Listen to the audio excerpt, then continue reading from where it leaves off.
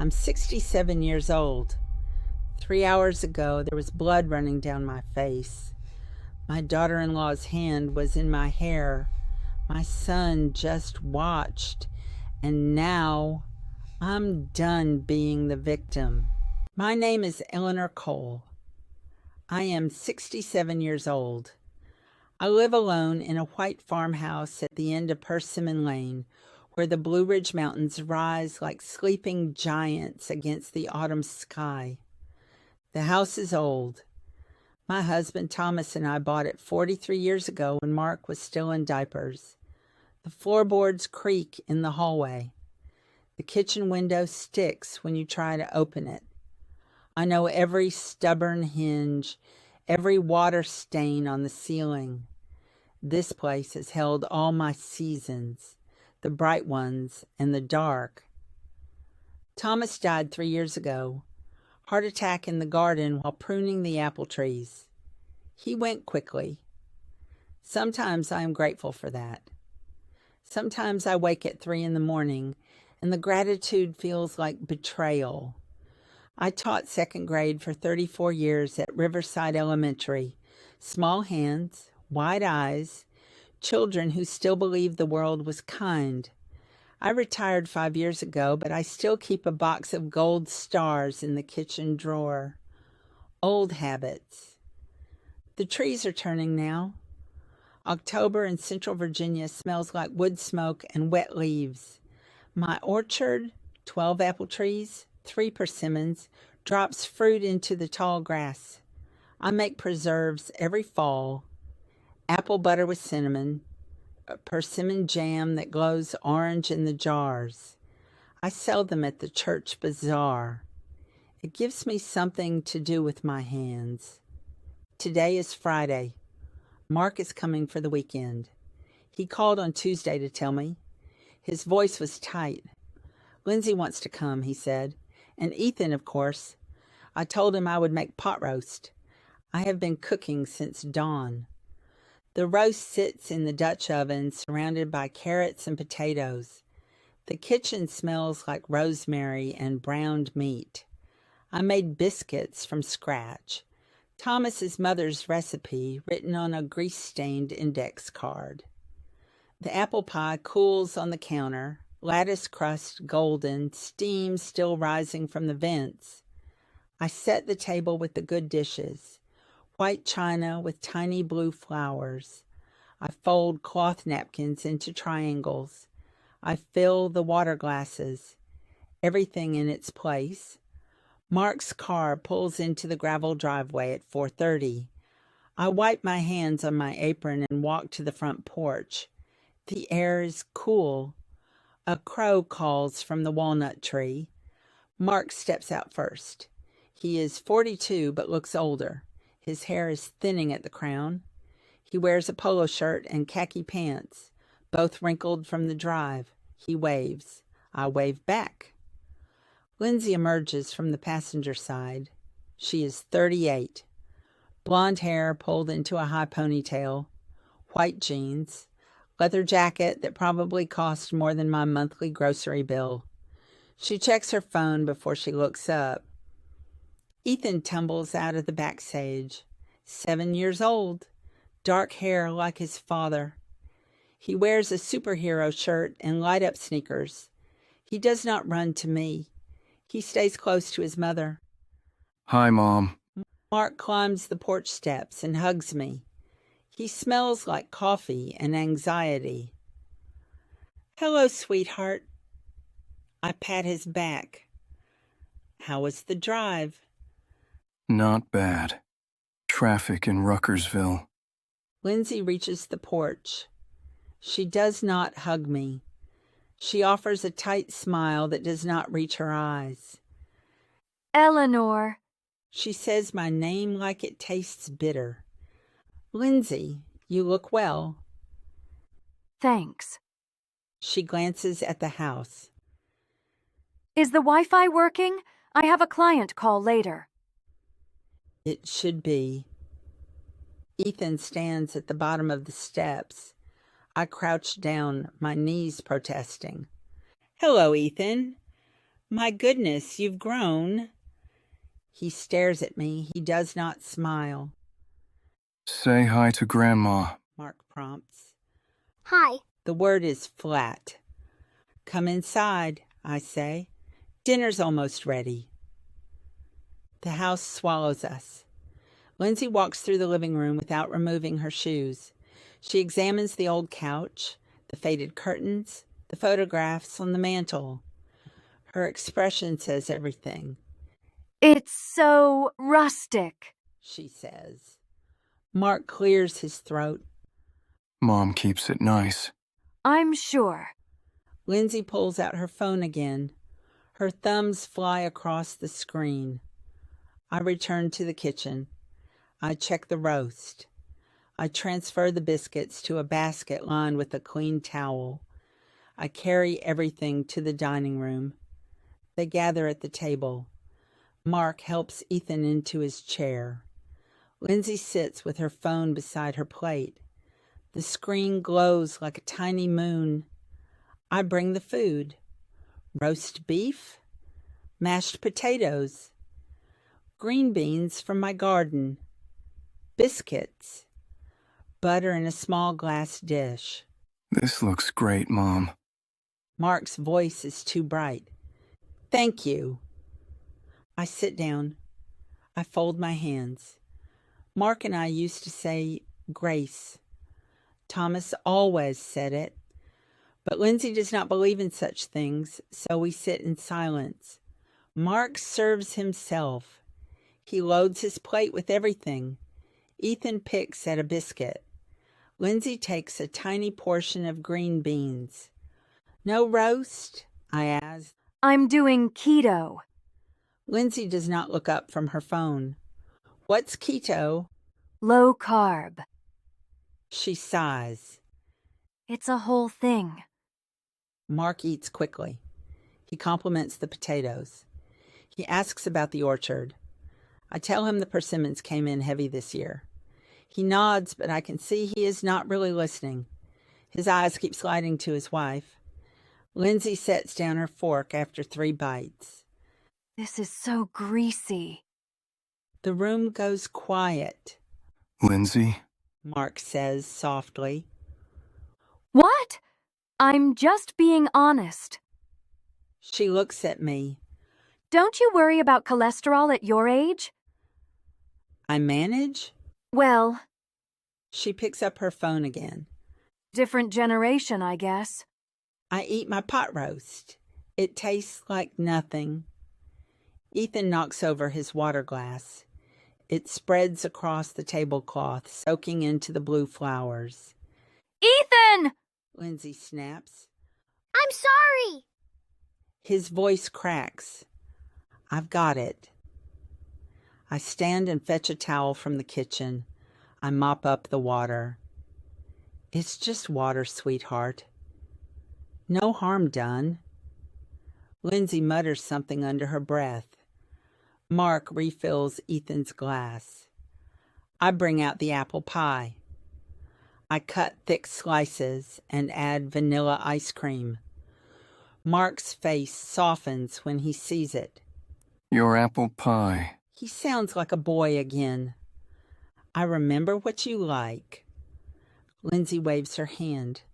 None for me. Sugar is basically poison. Ethan reaches for his slice. He eats with his fingers, ice cream smearing on his chin. I offer him a napkin. He ignores me. Ethan, use your fork. Mark says. The boy keeps eating with his hands. Lindsay scrolls through her phone. I cut an apple into slices. I arrange them on a small plate. I set it in front of Ethan. Here, honey. Fresh fruit. He looks at the plate. He looks at his mother. Then he pulls his leg back and kicks me in the shin. The pain is sharp, bright. I gasp. Ethan! I am on my feet before I can think. You do not kick people, young man. The room explodes. Lindsay leaps up. Her chair crashes backward. How dare you yell at my son? Lindsay, she didn't. Mark stands too. She traumatized him. Lindsay's face is red. Veins stand out on her neck. You traumatized my baby. Before I can move, she lunges. Her hand tangles in my hair. She yanks hard. My head snaps to the side. I feel something warm on my temple. Stop! Mark shouts. Lindsay releases me. She is breathing hard. Her eyes are wild. Ethan is crying. Mark stands frozen between us. His mouth opens, closes, opens again. We're leaving. Lindsay grabs Ethan's arm. She drags him toward the door. Lindsay, wait! Now! Mark! Mark looks at me. Blood trickles down the side of my face. His mother, his wife. He makes his choice. I'm sorry, Mom. He follows them out. The front door slams. The car engine roars. Gravel sprays. Then silence. I stand in the dining room. The table is covered with half-eaten food. The blue-flowered china looks very white. My shin throbs. My scalp burns. I walk to the bathroom. I look in the mirror. A thin line of blood runs from my hairline to my jaw. My eyes are dry. Somewhere deep inside me, something cold and hard is forming. I touch the blood. I look at my reflection. 67 years old, widow, mother, grandmother, woman who just let her son walk away while her hair was still in his wife's fist. This ends tonight, I whisper. The woman in the mirror stares back. She does not blink. Outside, the October wind moves through the orchard. Apples fall into the darkness. The house settles around me, creaking and familiar. I turn off the bathroom light. I walk through the rooms, switching off lamps one by one. The last thing I do is cover the leftover pot roast and put it in the refrigerator. Old habits. Then I sit at the kitchen table in the dark and begin to plan. I do not sleep. I sit at the kitchen table until the sky turns gray. My shin is purple. My scalp aches where she pulled. I make coffee at 5:30. The pot gurgles and hisses. The sound is companionable. Thomas used to wake early. He would sit in the same chair with the newspaper and his reading glasses. I can almost see him there, almost hear him say what he always said when I was hurt. Eleanor, what are you going to do about it? I know what I am going to do. At 7 o'clock, I shower and dress. Gray slacks, a cream cardigan, pearl earrings Thomas gave me for our 30th anniversary. I cover the bruise on my temple with powder. In the mirror, I look like myself again. Presentable, composed. I drive to Riverview Cemetery. The roads are empty. Mist hangs in the low places. The mountains are dark shapes against the dawn. Thomas's grave is on a hill beneath an oak tree. The stone is simple granite, his name, his dates. Beloved husband and father. I bring fresh flowers every Sunday. Today is Saturday, but I come anyway. I stand at the foot of the grave.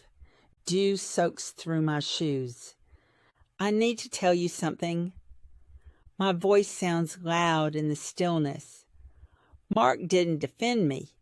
He just stood there while she hurt me. Then he left with her. A crow lands on a nearby headstone. It watches me with bright black eyes. I know what you'd say. That he's our son. That family forgives. I kneel down and brush leaves from the stone.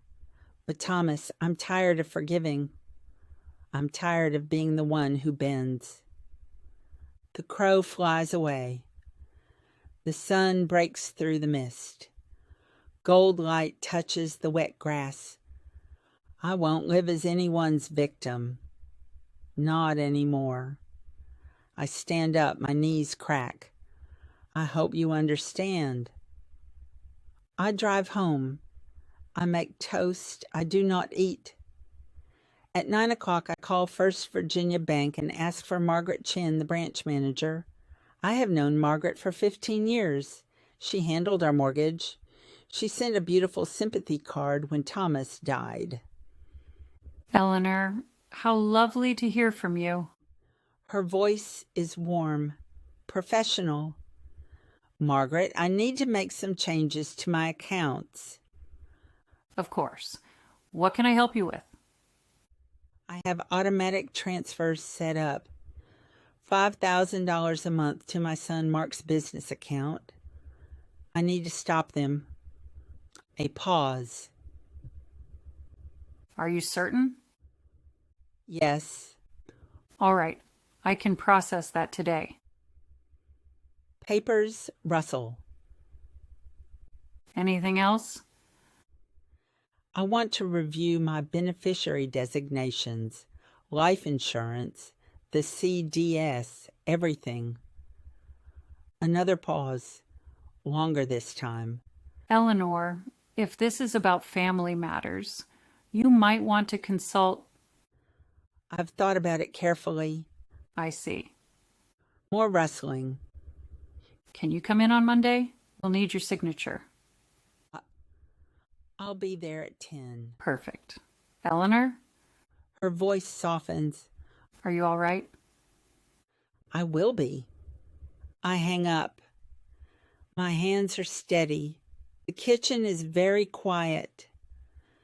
The transfers started 2 years ago.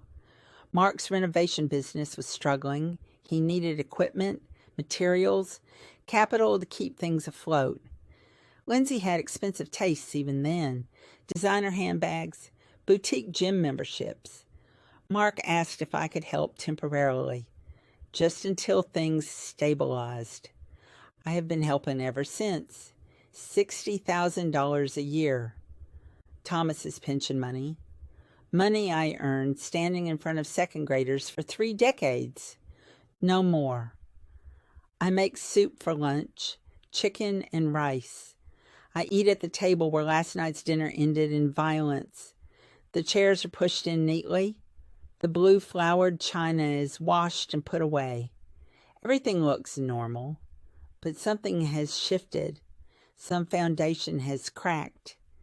At 2 o'clock, my phone rings, Mark's name on the screen. I let it ring 4 times before I answer. Mom. He sounds exhausted. Hello, Mark. I'm so sorry about last night. Lindsay was stressed.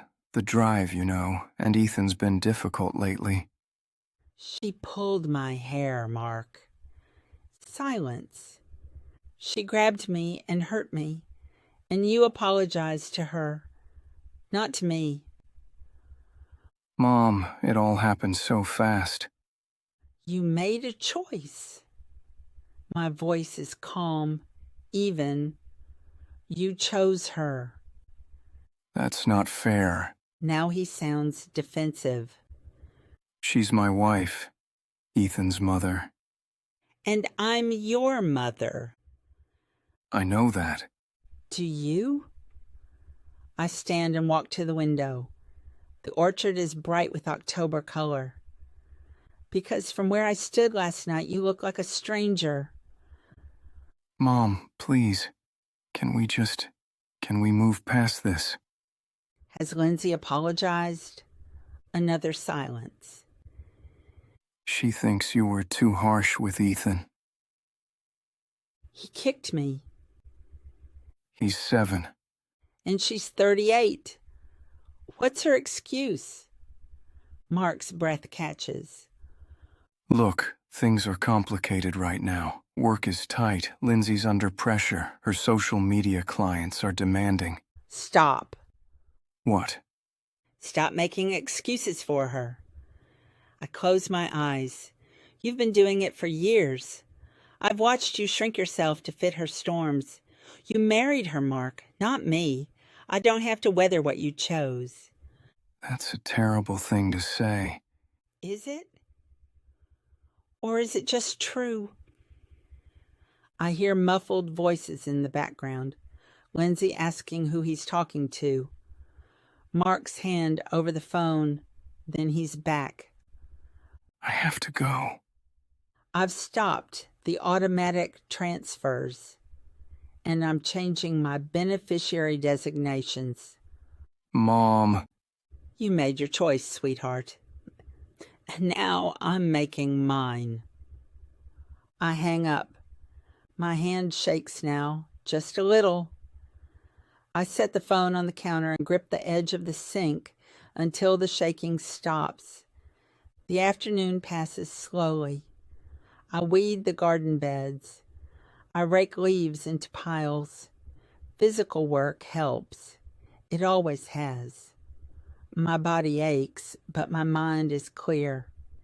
At 5 o'clock, I go inside and find the address book Thomas kept in his desk drawer. The pages are yellowed. The handwriting is his, neat block letters. I flip through names. Most are gone now. Dead or moved to Florida or lost to the fog of years. I find the one I need. David Russell, Thomas's Army friend from Vietnam. They served together in the same unit, came home together on the same plane. David stood up at our wedding. He is 70 now, retired from the police force in Richmond. He sends Christmas cards with photos of his grandchildren. The last card included a business card, private investigator, discreet inquiries. I thought it was odd at the time. Now I think it might be Providence. I dial the number. It rings 3 times. Russell Investigations. His voice is gravelly, familiar. David, it's Eleanor Cole. Ellie! The gravel softens. My God, it's been too long. How are you? I need help. The warmth in his voice shifts to attention. What kind of help? The private kind. About my daughter-in-law. I see. A chair creaks. Tell me what's going on. I tell him. The dinner. The violence. Mark's paralysis. The years of watching Lindsay spend money Mark doesn't have. Cultivate an image that seems built on sand. The way she treats me like an embarrassment. A relic. I need to know who she really is, I finish. Not the person she pretends to be. The real one. David is quiet for a moment. Ellie, investigations like this, they can uncover things you might not want to know. I understand. Family situations get messy, ugly sometimes. It's already ugly, David. He sighs. All right. I'll need some information. Her full name, where she grew up, where she worked before she married Mark. Anything you know. I give him what I have. It is not much. Lindsay has always been vague about her past. She claims her family is wealthy, old Virginia money. She went to a prestigious college, worked in marketing in D.C., but the details are fuzzy. When I ask questions, she changes the subject. I'll see what I can find. David says. Give me a week, maybe less. Thank you. Ellie? His voice gentles. How are you holding up? Really? I'm still standing. That's my girl. Tom would be proud. I am not sure that is true, but I thank him anyway. After we hang up, I make dinner, scrambled eggs and toast. I eat standing at the counter. The house feels bigger than usual, emptier. I turn on the radio for company. A classical station plays Vivaldi. The music fills the spaces.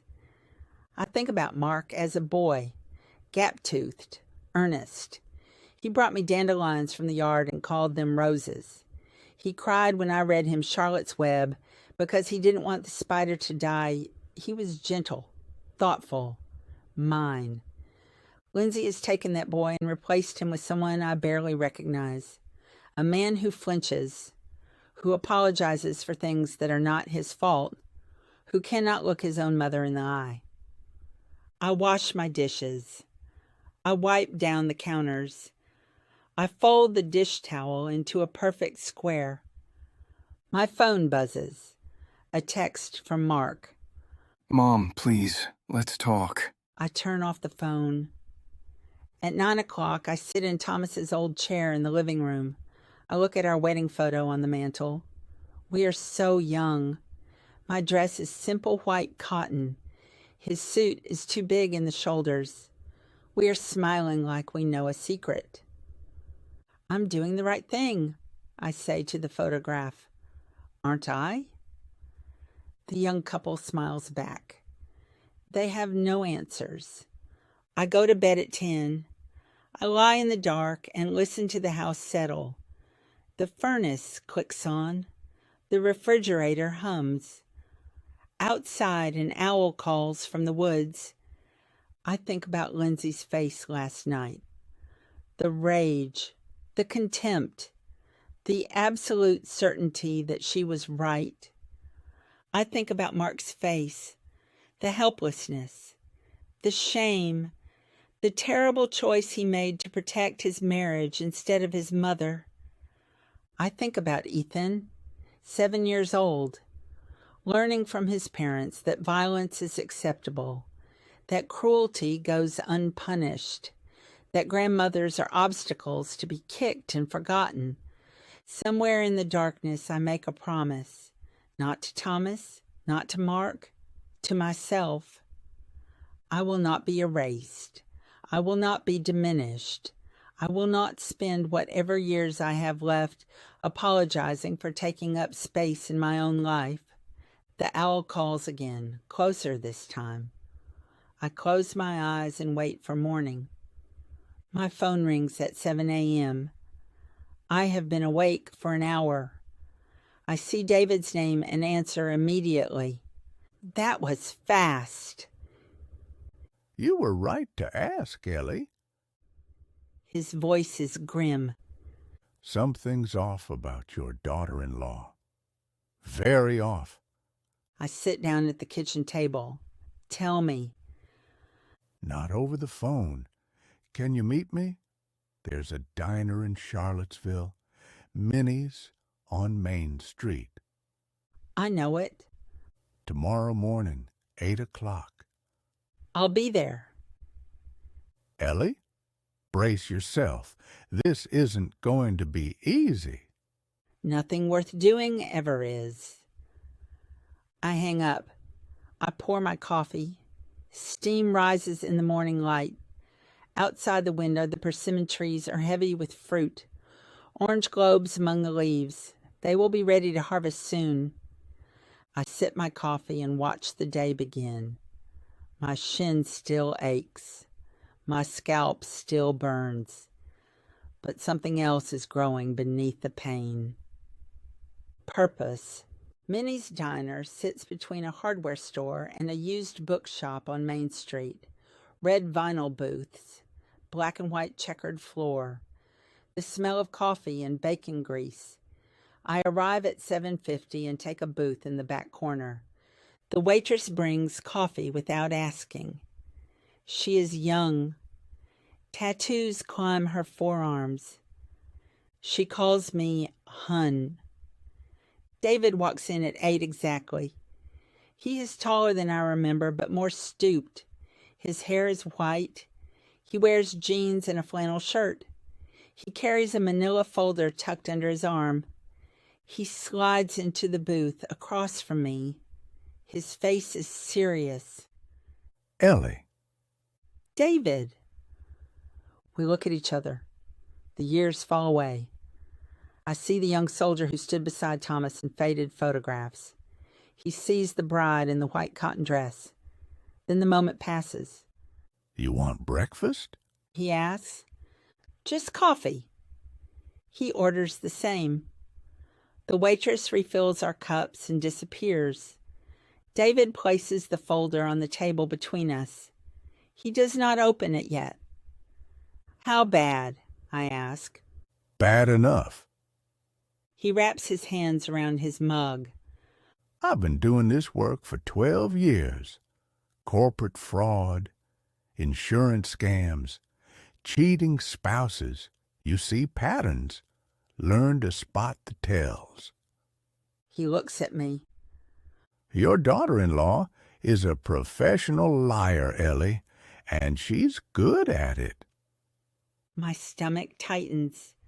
Show me. He opens the folder. The first page is a photograph. Lindsay standing outside a boutique on what looks like Carey Street in Richmond, shopping bags in both hands, designer labels. She is laughing. Next to her is a man, young, maybe 30, athletic build. His hand rests on the small of her back. Who is he? Name's Tyler Brennan, personal trainer at an upscale gym in Short Pump. They've been meeting twice a week for 6 months, sometimes at the gym, sometimes at the Marriott on Broad Street. I stare at the photograph. Lindsay's smile is bright, genuine, happier than I have ever seen her with Mark. Are they... I can't prove affair, but they're not discussing workout routines at a hotel bar. He flips to the next page. Bank statements? Credit card bills? The numbers swim before my eyes. This is where it gets worse. He talks me through it. Lindsay has $17,000 in credit card debt spread across 5 cards. She has taken out 3 payday loans at interest rates that make my head spin. She has maxed out a store card at Nordstrom, another at Saks. How? I whisper. Mark's business barely breaks even. That's the question I asked. David pulls out another sheet. So I dug deeper. Her parents, Roger and Patricia Hammond. They live in a trailer park outside Danville. Roger filed for bankruptcy 4 years ago. Patricia works at a Dollar General. But Lindsay said, Old Virginia money? Private schools? None of it's true. He slides over copies of public records, birth certificate, high school transcript from a rural county school, no college degree. She worked retail in Roanoke before she met Mark. Manager at a mall clothing store. That's it. I cannot speak. The diner noise, clattering dishes, conversation, the hiss of the grill sounds very far away. David keeps going. His voice is gentle but relentless. She reinvented herself, created a persona. The clothes, the accent, the stories about her family's estate, all fiction. She's been living on borrowed money and borrowed identity for years. Mark doesn't know. I don't think so. She's careful. Separate bank accounts. P.O. box for her bills. She's been hiding it from him the whole marriage. The waitress appears with the coffee pot. We both wave her away. David closes the folder. There's one more thing. He pulls out a single sheet of paper. Her degree. The one she claims from William and Mary. Fake. I contacted the registrar's office. No record of Lindsay Hammond or Lindsay Cole ever attending. I press my palms flat on the table. The formica is cool and solid, real. She built her entire life on lies. Yes. And she's been using Mark's money, my money, to maintain the illusion. Yes. I look at the photograph again. Lindsay laughing with the young man, the shopping bags, the expensive clothes, all purchased with money Mark does not have, money I gave him to save his struggling business. What do I do with this? My voice sounds strange, distant. David leans forward. That depends. What do you want? I want my son back. Then you show him. But Ellie... He stops. Starts again. People don't always react the way you expect. Mark might defend her, might blame you for digging, might not believe it at all. He'll believe it. The evidence. Evidence doesn't matter if someone doesn't want to see. He taps the folder. I've watched marriages survive worse than this, and I've watched families destroy themselves over less. I take the folder. It is heavier than it should be. The weight of truth. The weight of choice. Thank you, David. I'm not sure you should be thanking me. He signals for the check. Whatever you decide, be careful. Cornered people are dangerous, and Lindsay strikes me as someone who doesn't lose gracefully. We stand. He hugs me. He smells like Old Spice and laundry detergent. Familiar. Safe. Call me if you need anything, He says. I mean it. I watch him leave. Then I sit back down. I open the folder again. I look through every page, every photograph, every bank statement, every lie documented in black and white. The waitress refills my coffee. You okay, hun? No, but I will be. I drive home with the folder on the passenger seat. It sits there like a passenger, like Thomas used to sit, silent and solid and present. At home, I spread everything across the kitchen table. I organize it by category: financial fraud, false credentials, possible infidelity.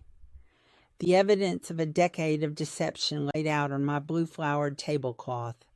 My phone rings. Mark again. I let it go to voicemail. He has called 6 times since yesterday. Each message is the same. Please call back. We need to talk. Lindsay, sorry. Let's fix this. I delete them all. I make lunch, but cannot eat. I sit at the table and stare at the photographs. In one, Lindsay is having her hair done at an expensive salon. In another, she is lunching with women who look like her. Polished. Perfect. Performing wealth they may or may not possess. Who is she, really?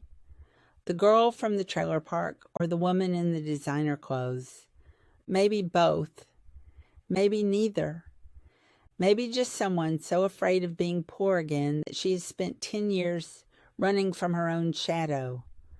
I almost feel sorry for her. Almost.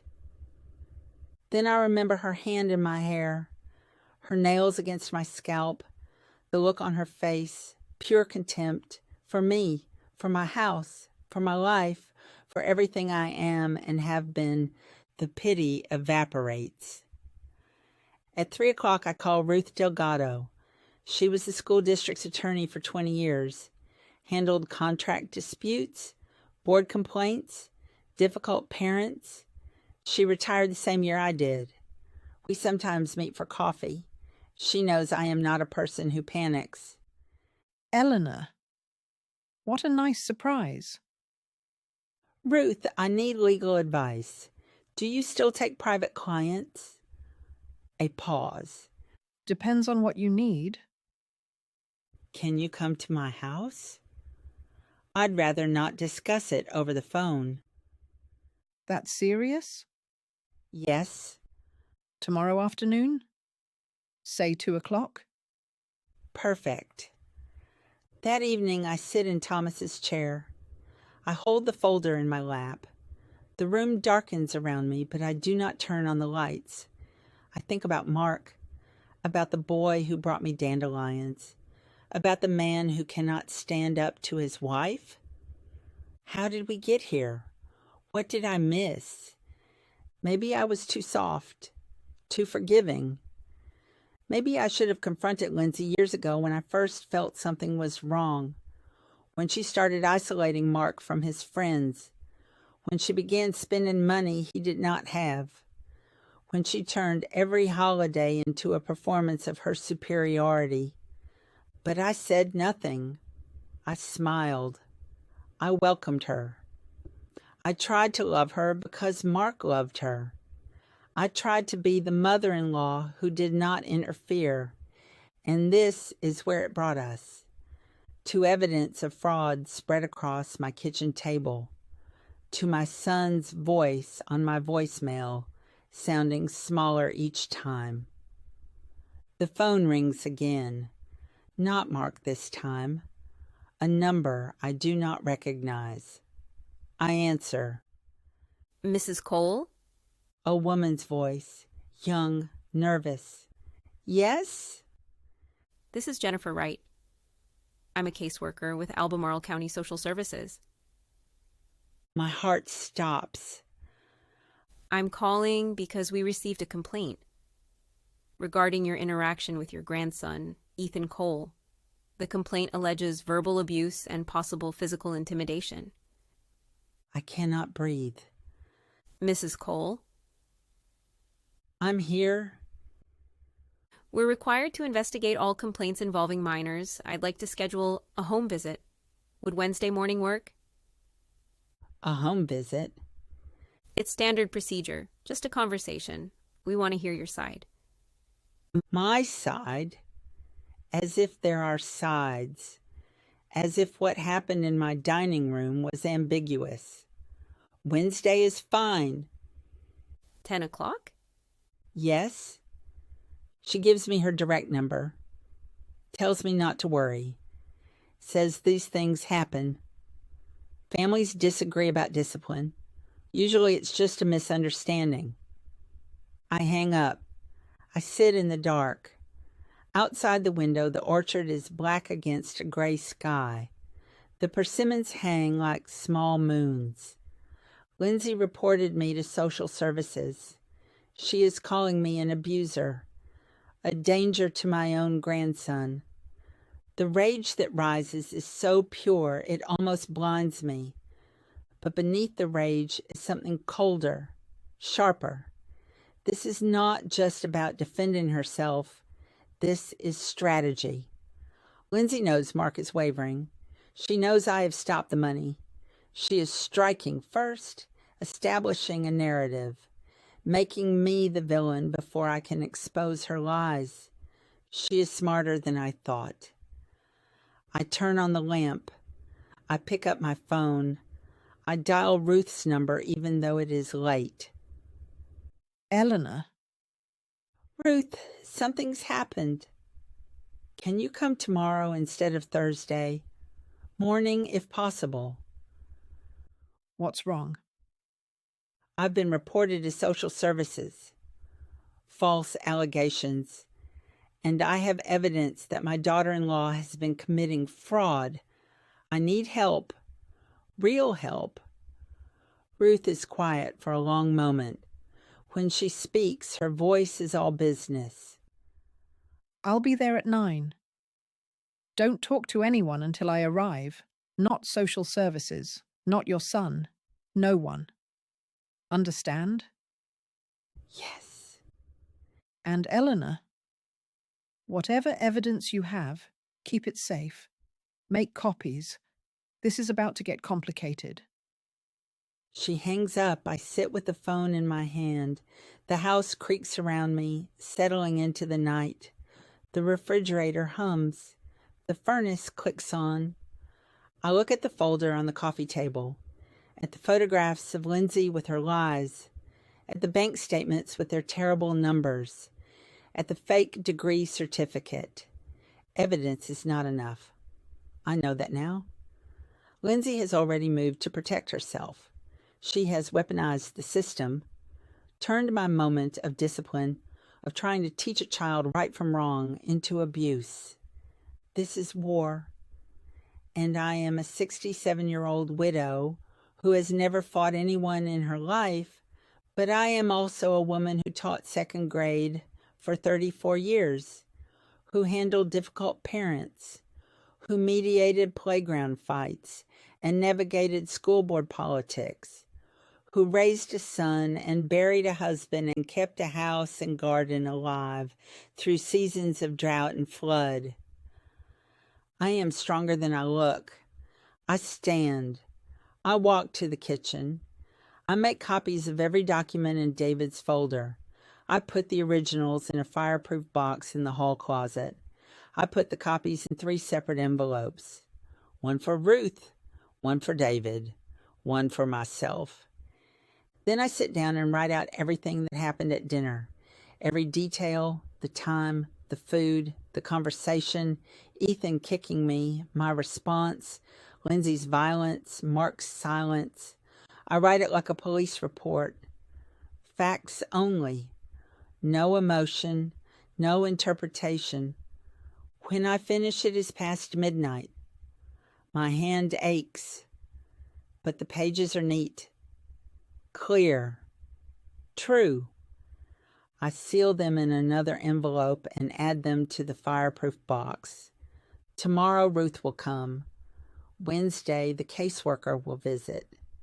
Somewhere in the next few days I will have to face Mark, to show him who his wife really is. But tonight I am alone in my house with the truth, and the truth, for all its ugliness, is a kind of armor. I turn off the lights. I climb the stairs. I lie down in the bed I shared with Thomas for 40 years. Sleep does not come, but I do not need it. I lie in the dark and I plan. Ruth Delgado arrives at 9 o'clock sharp. She wears a navy suit and carries a leather briefcase. Her gray hair is pulled back in a bun. She looks like she is going to court. Show me everything, she says. We sit at the kitchen table. I give her the folder. She reads in silence. Her expression does not change. She makes notes on a yellow legal pad. When she finishes, she closes the folder and looks at me. This is substantial evidence. Financial fraud, identity fraud, possibly more. She taps the folder. But Eleanor, you need to understand something. This doesn't make the social services complaint go away. I know. In fact, it might make things worse. If Lindsay feels cornered, she'll fight harder, lie more convincingly. You have to be prepared for that. What do you suggest? Ruth leans back. First, we handle the home visit Wednesday. I'll be here with you. We'll present your written account. We'll be cooperative and professional. These investigations usually close quickly when the allegations are baseless. And then? Then you decide what you want. Do you want to expose Lindsay? Confront Mark? Pursue legal action? Or do you want to simply protect yourself and walk away? I look out the window. The morning light slants through the persimmon trees. The fruit glows orange, almost ready to harvest. I want my son to know the truth. That's fair. But truth has consequences. Your relationship with Mark may not survive this. It won't survive silence either. Ruth nods. All right. Then we do this carefully, strategically. You don't ambush him with this information.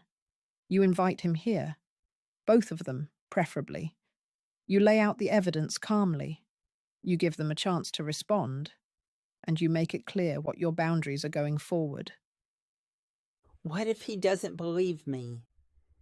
Then at least you tried. And the evidence exists. It doesn't disappear just because someone refuses to see it. She closes her briefcase. One more thing. That loan you mentioned, the $400,000 for Mark's house. Do you have documentation? Yes, a promissory note, notarized. Good. We may need that. After Ruth leaves, I sit alone with my coffee. The house is quiet. Outside, a squirrel chatters in the walnut tree. Normal sounds. Normal day. But nothing feels normal anymore. I think about Mark, about calling him, about the conversation that needs to happen. My stomach tightens. The phone rings. Mark's number. I answer. Mom, He sounds exhausted. please, can we talk in person? Yes? Really? Surprise in his voice. Hope. Come to dinner tonight. 6:00. You and Lindsay both. A long pause. I don't know if that's a good idea. After what happened. It wasn't a request, Mark. 6:00. Both of you. Mom, If she doesn't come, don't bother coming yourself. This involves both of you. I hang up before he can argue. The day passes slowly. I clean the house even though it is already clean. I dust the furniture. I vacuum the rugs. I need my hands to be busy. I need to move or I will think too much. At 4:00, I set the table. Not the blue-flowered china this time. Plain white plates. Water glasses. Nothing special.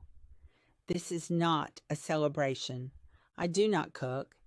The food would be a performance, a pretense that this is a normal family dinner. Instead, I make a pitcher of iced water and set it on the table. Next to it, I place 3 folders. One for Mark, one for Lindsay, one for me. At 5:30, Ruth calls. You ready? No. Good. That means you're taking this seriously. Remember? Stay calm. Stick to facts. Don't let emotion take over. You're not attacking them. You're showing them reality. What if it gets ugly? Then you ask them to leave. You don't negotiate with people who won't be reasonable. And Eleanor, I'm proud of you. This takes courage. After we hang up, I sit in Thomas's chair. I look at our wedding photograph. We look so young, so certain that love was enough. Maybe it was. For us. But Mark chose differently. He chose someone who lies as easily as breathing. And now I have to show him what he chose. At 6:00, I hear tires on gravel. Car doors, voices. I stand, I smooth my cardigan. I open the door before they can knock. Mark looks worse than last time. His skin is gray, his eyes are shadowed. He wears the same wrinkled polo shirt. Lindsay stands behind him. She is dressed carefully, black pants, white blouse, minimal makeup. She looks younger, vulnerable. It is calculated. Mom, Mark tries to smile. Come in. They follow me to the dining room. Lindsay sees the bare table, the folders. Her face tightens. What is this? She asks. Sit down. Eleanor, if you think you can manipulate... Sit. Down.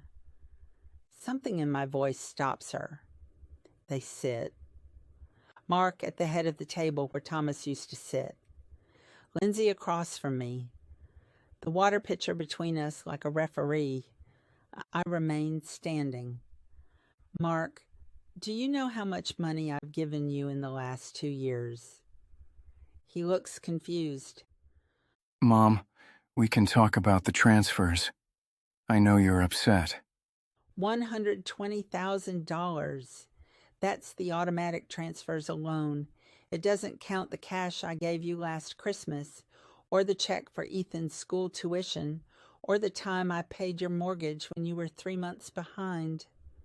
His face flushes. I was going to pay you back. Were you? I slide the first folder across to him. Open it. He opens it. His hands shake slightly. Inside are bank statements, credit card bills, payday loan documents, all in Lindsay's name. He stares at the numbers. His lips move silently. Lindsay has $70,000 in credit card debt, I say quietly. She has taken out 3 payday loans at 29% interest. She spends an average of $3,000 a month on clothing, salon visits, and lunches. Your business brings in $40,000 a year. Where do you think the difference comes from? This is a violation of privacy. Lindsay's voice is shrill. You had no right. I had every right. It's my money she's spending. Mark looks up at me. His eyes are wide, hurt. You investigated us. I investigated her. After she assaulted me in my own home. She didn't assault. I pull back my hair. The bruise on my temple is fading but still visible. She grabbed my hair and pulled. There was blood. You saw it. You did nothing. Mark closes his eyes. I slide the second folder to him. Page 3. The man in the photograph. He turns to page 3. I watch his face. Watch the color drain. Watch understanding dawn. Who is he? His voice is barely a whisper. Lindsay stands up. This is insane. I'm not staying for this. His name is Tyler Brennan, I continue. Personal trainer. They've been meeting twice a week for 6 months. Sometimes at the Marriott on Broad Street. The receipts are on page 5. Mark, don't listen to her. Sit down, Lindsay. Mark's voice cuts through. Hard. Unfamiliar. Sit down and explain this. She sits. Her face is red. Her hands grip the table edge. Mark flips through the pages. Bank statements, photographs, hotel receipts. He is methodical. He reads everything. The silence stretches. Outside the window, the sky darkens. The kitchen light casts shadows. Finally, he closes the folder. He looks at Lindsay. Is this true? Mark. Is it true? Her mouth opens, closes. Some of it, not all. She's twisting things. Which parts are twisted? His voice is eerily calm. The debt, the spending, the man at the hotel? It's not what it looks like. Then what is it? She starts to cry. Tears run down her carefully made-up face. I was just trying to fit in. Your mother never accepted me. I had to look a certain way, act a certain way. It's expensive to... Stop. Mark stands. He walks to the window. His back is to us. Just stop. I open the third folder. There's more. Mom, please. Your wife never went to William and Mary. She never went to any college. She grew up in a trailer park in Danville. Her parents declared bankruptcy 4 years ago. Everything she told you about her family, her education, her background, all lies.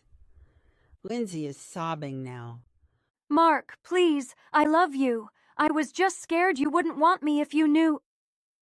Knew what? He turns around. His face is terrible, empty.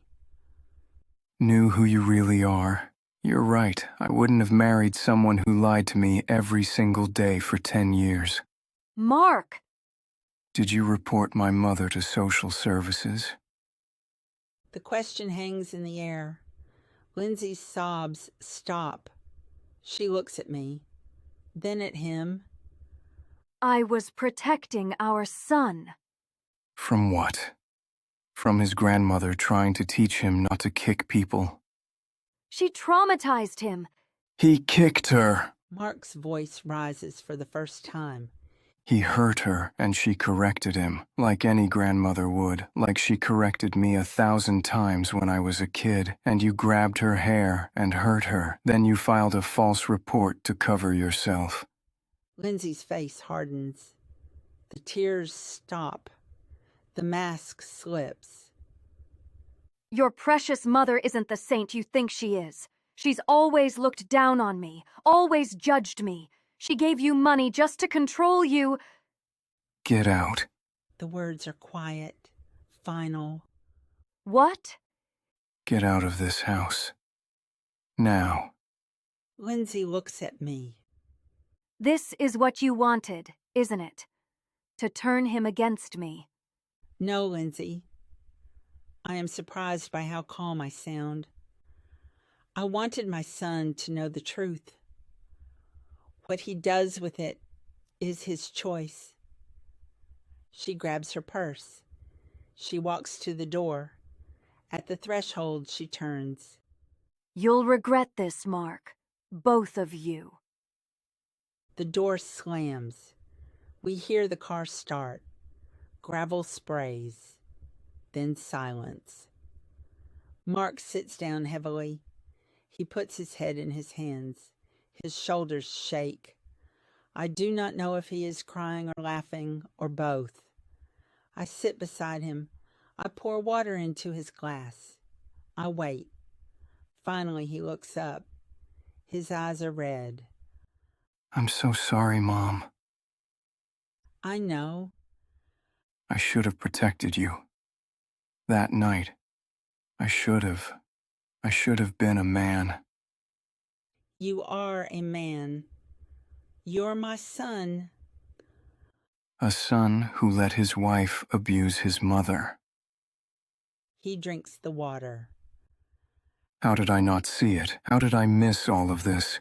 Love makes us blind sometimes. That wasn't love. I don't even know what that was. He looks at the folders spread across the table. What do I do now? You decide what kind of life you want. What kind of father you want to be. Ethan. He says the name like a prayer. God, Mom, what have I put him through? You give him better, starting now. We sit in silence. The kitchen clock ticks. Outside, the first stars appear. Can I stay here tonight? Mark asks. I can't go back to that house. Not yet. Of course. Thank you. He wipes his eyes.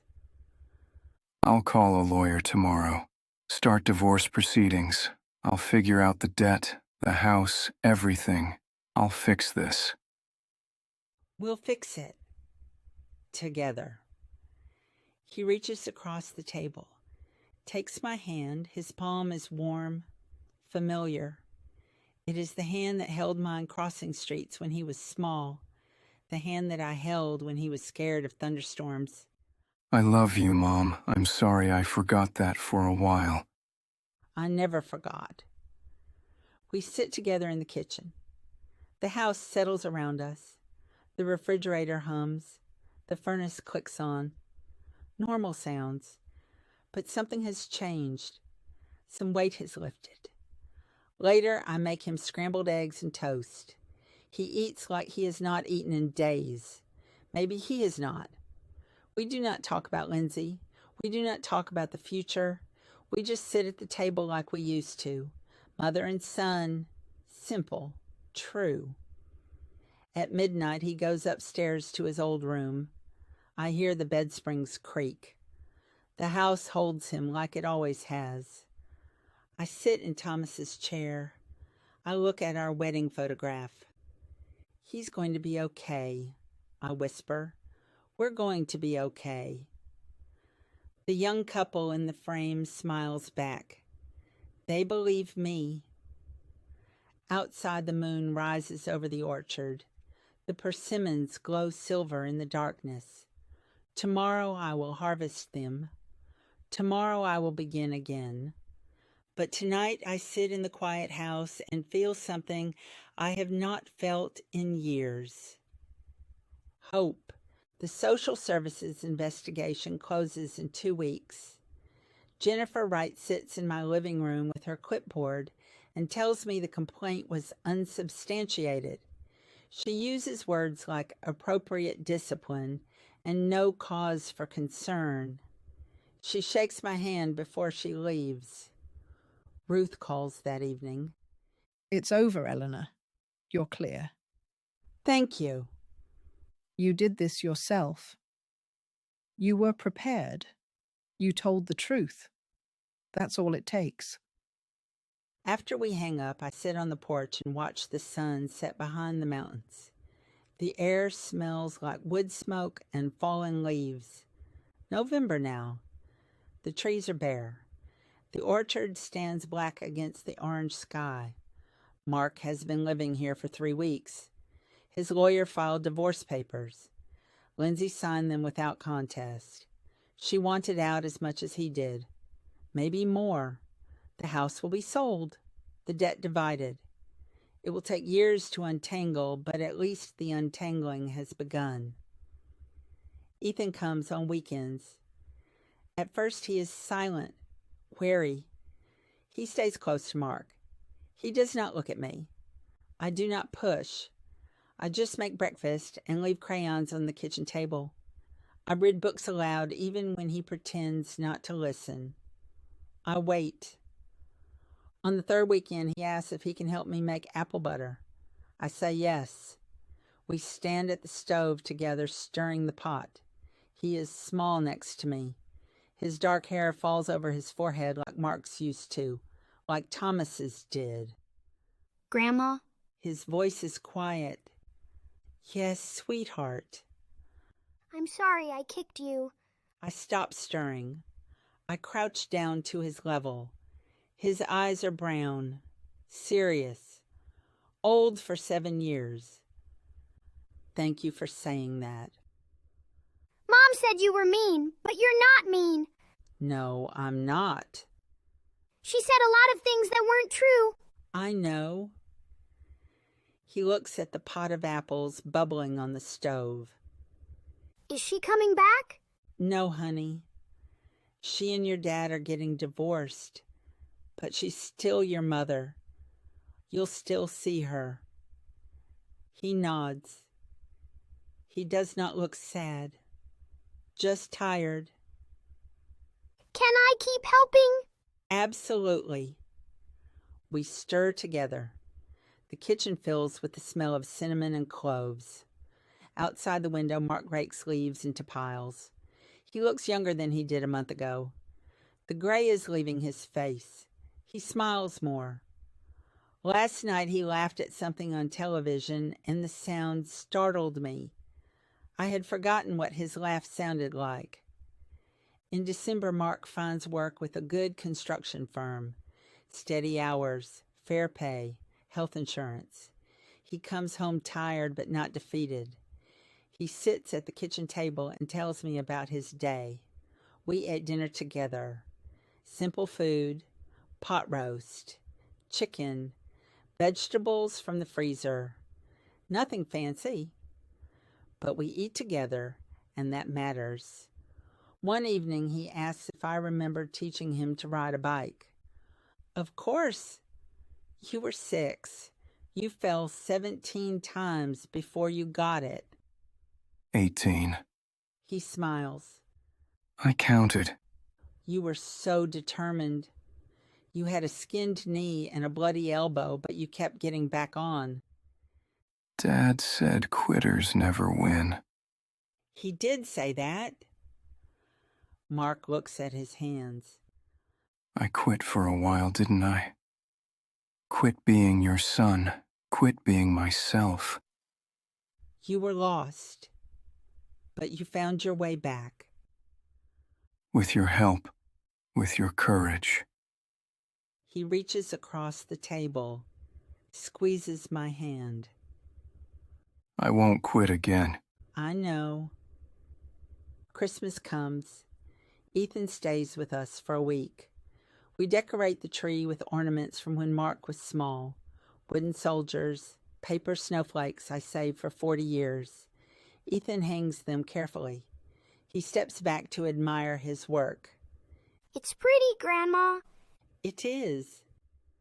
Are we a family again? The question catches in my throat. Mark looks at me. I look at him. We both look at Ethan. Yes, Mark says. we are. On Christmas morning, Ethan opens his presents on the living room floor. Board games, art supplies, books. Nothing expensive. Nothing to prove wealth we do not have. He is delighted with everything. I make pancakes. Mark makes bacon. We eat in our pajamas. Later, we drive to the cemetery. The three of us stand at Thomas's grave. The ground is frozen. The sky is pale blue. Hi, Grandpa. Ethan says. I'm being good now, mostly. Mark puts his hand on the headstone. Merry Christmas, Dad. We're okay. Just wanted you to know. I do not say anything. I just stand there and feel the winter sun on my face, the cold air in my lungs, the presence of my son and grandson beside me. It is enough. In January, I start going to the farmer's market. Just a small table. Jars of preserves, apple butter, persimmon jam, pickled vegetables. People stop and talk. They ask about recipes.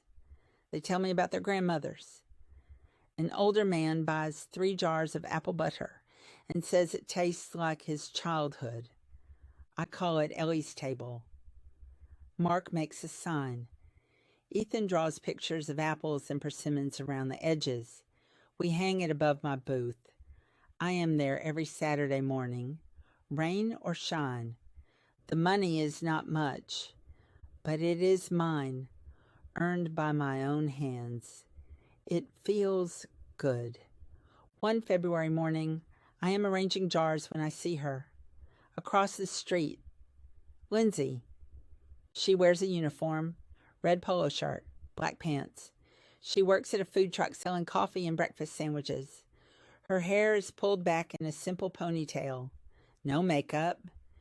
She looks thin, tired, real. Our eyes meet for a moment. She looks away first. I do not wave. I do not smile. I just turn back to my table and help the next customer. Later, Mark asks if I am okay. I saw Lindsay today. His face tightens. Where? At the market. She's working at a food truck. Did she say anything? No. We just saw each other. That's all. He is quiet for a moment. Do you hate her? I think about this. No. I pity her. She built a life on lies and it collapsed. Now she has to start over. That's punishment enough. Ethan asks about her sometimes. What do you tell him? The truth. That she made mistakes, that she's still his mother, that adults sometimes fail, but that doesn't mean we stop trying. That's good. I learned it from you. In March, a letter arrives. The return address is Danville, Lindsay's mother. I almost throw it away. But curiosity wins. I open it. The handwriting is shaky. The words are simple.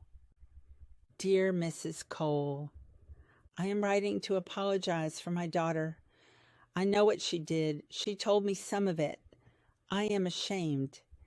We did not raise her to lie. We did not teach her to hurt people, but somewhere she learned it anyway. I am sorry for the pain she caused you and your family. I hope your son and grandson are well. Sincerely, Patricia Hammond. I read it twice. Then I folded and put it in the drawer. I do not respond. Some apologies do not need answers. Some wounds heal better with silence. That evening I burned the letter in the fireplace. I watched the paper curl and blacken. The words disappear into ash. It feels right. Not cruel, just finished. Letting go, I say to the flames. April comes. The orchard blooms. White petals drift across the grass like snow. Ethan runs through them, shrieking with joy. Mark chases him. They fall in a heap, laughing. I watch from the porch with my coffee. This is what peace looks like. Not the absence of pain, but the presence of something stronger. Love, family, truth. Mark finds an apartment in Charlottesville, small but clean, close to Ethan's school, close to me. He moves out in May. The house feels empty again, but not lonely. He comes for dinner twice a week.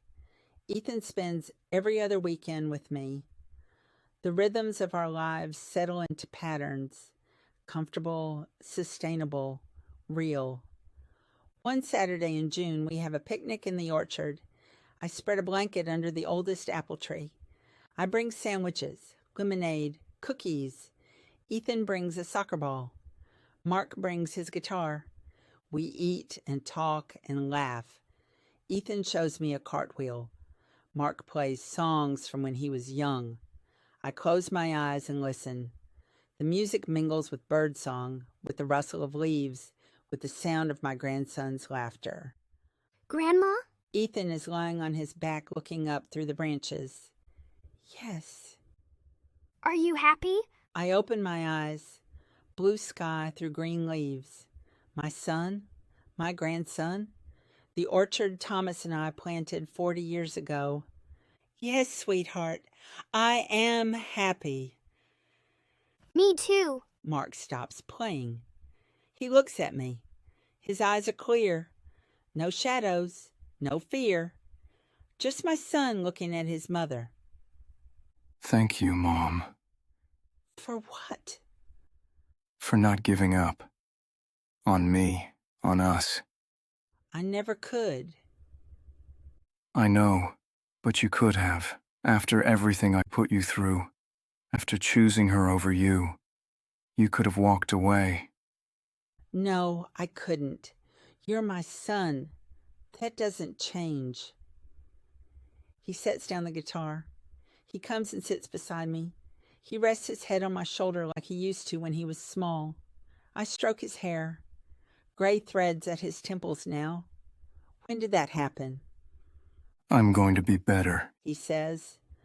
a better father, a better son, a better man. You already are.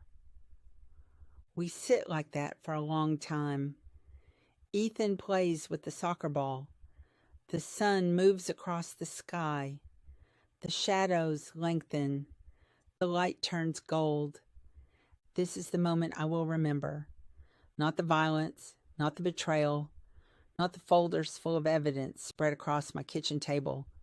This, my son's head on my shoulder, my grandson's laughter, the orchard in bloom. Peace is not given. It is grown, tended, watered with tears and patience and stubborn love.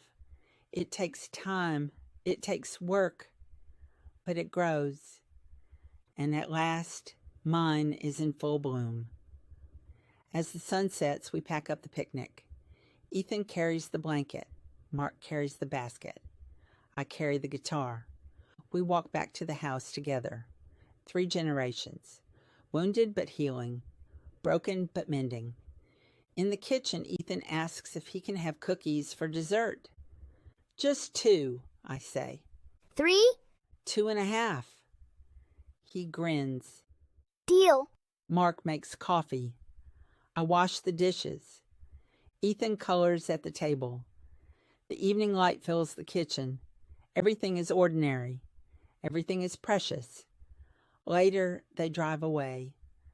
I stand on the porch and wave until the taillights disappear. The fireflies are just starting to rise from the grass. The first stars appear overhead. I go inside. I lock the door. I turn off the lights one by one. In Thomas's chair, I sit in the darkness and listen to the house breathe. We did it, I whisper to the quiet. We made it through. Somewhere in the orchard, a mockingbird begins its evening song. The notes float through the open window. Clear, sweet, perfect. I close my eyes and smile. Tomorrow I will go to the market. I will sell my preserves and talk to strangers. I will live my small life in my old house at the end of Persimmon Lane, and it will be enough. It will be everything.